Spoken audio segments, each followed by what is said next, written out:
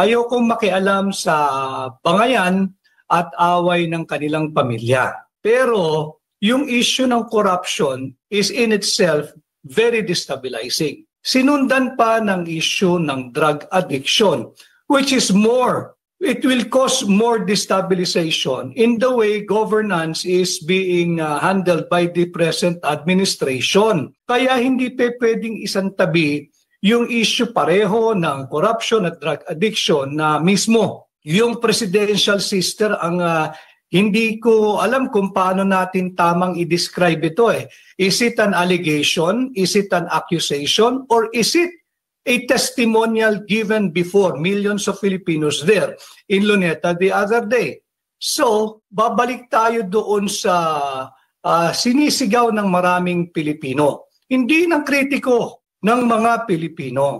Paano ba namang sumailalim sa isang open, fair, transparent and credible hair follicle drug test? Bakit? Invoke natin ang Article 3, Section 7 ng ating saligang batas. Yung karapatan ng mga Pilipino, the right of the people to information on public concern shall be recognized. Public concern yan. Bakit? Ito ay may kinalaman sa kalusugan ng Pangulo. Nabanggit ang kalusugan ng Pangulo, tumungo tayo sa Article 7, Section 12 ng ating saligang batas muli. Para lang klaro tayo rito, lahat ng pinag-uusapan natin ay naaayon sa saligang batas. Ano ang sinasabi ng Article 7, Section 12? When in case of serious illness of the President, the public shall be informed of his state of health. Now, para malaman natin kung gaano kaseryoso o ano ba yung lagay ng kalusugan ng Pangulo dahil sa, ulitin ko alegasyon, akusasyon or testimonya ng kanyang sariling kapatid, kinakailangan tugunin ang panawagan ng mamamayang Pilipino na sumailalim sa isang open, fair, transparent, and credible hair follicle drug test. So, ibig sabihin, Attorney, kapani-paniwala po itong sinasabi po ng kapatid ni Pangulong Bongbong Marcos Jr. na si Senator Amy Marcos patungkol nga po dito sa kalagayan ng Pangulo. As to the level of the veracity, there is only one way of proving or disproving it. Now, if the Marcos Jr. administration is very confident, then why not undergo an open, fair, transparent, and credible hair follicle drug test? Yun lang naman ang aking pananaw. As to the veracity, I wouldn't know. At yung sinasabi kasi, ang layo nung talon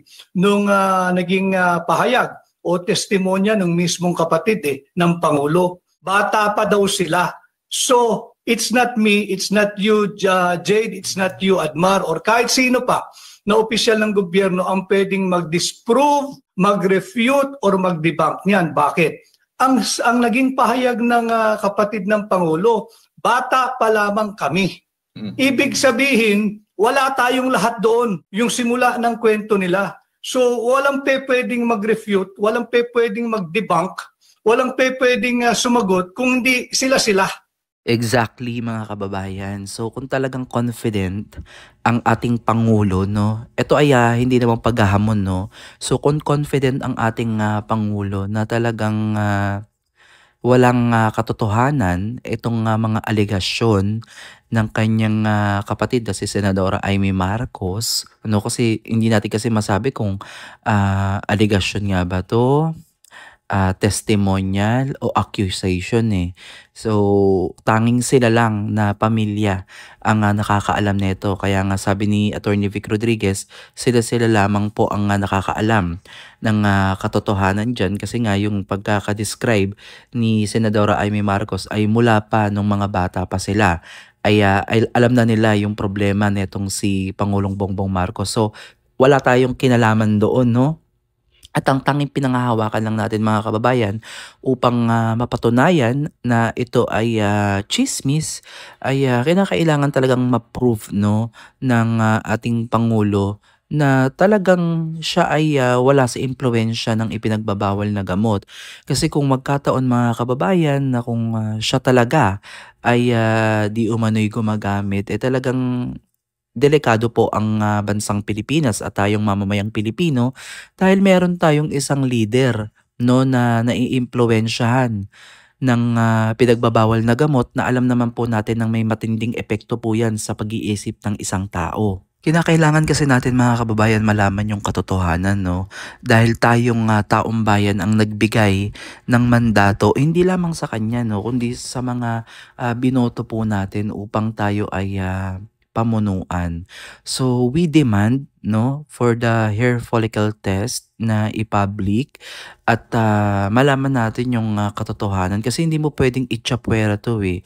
Bilang isang presidente, yung mga ganitong pagkakataon, dito mo pwedeng patunayan na pagkakamali o issue lamang itong mga ibinabato sa'yo ng mga kalaban mo o mga kakritiko mo at ang taong bayan.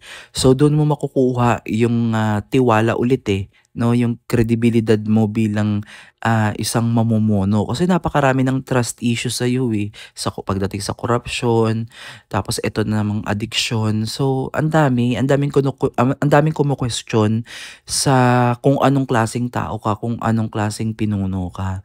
So this time para once and for all ay masagot na itong mga aligasyon na ito at mga ibinabatong mga mabibigat na issue, no, na tiyak na ikasisira talaga ng liderato ng iyong pagkatao, once and for all sagutin mo at huwag mong iwasan kasi kakaiwas mo talagang hindi mamamatay ang issue na yan eh. At hindi natin pwedeng isantabi to kasi syempre 'di ba presidential sister to mga kababayan kahit sabihin mong aligasyon niya lang ito, mag-iiwan talaga 'to ng bigat sa ating dibdib 'no at bigat sa ating pag-iisip na totoo kaya ito, 'di ba? Hangga't kasi walang ano, hangga't wala kasing ebidensya 'no, hindi natin puwede kasi sabihing guilty si Bongbong Marcos 'no, hangga't walang nilalabas na ebidensya talaga na magpapatunay na siya ay gumagamit ng ipinagbabawal na gamot,